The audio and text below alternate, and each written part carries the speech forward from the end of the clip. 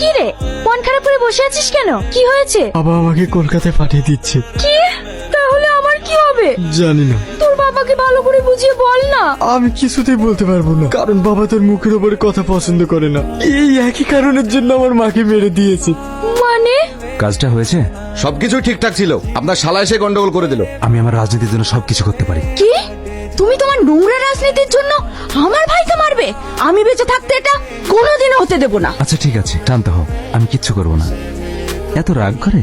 আমি আমার ভাই কিচ্ছু হতে দেব না। আচ্ছা ঠিক আছে, আমি তোমার ভাইয়ের কোনো ক্ষতি করবো না। খুশি? মা মারা যাওয়ার পর থেকে আমি আমার মনের কথা কাউকে বলতে পারি না, চাই আমাকে যেতে হবে।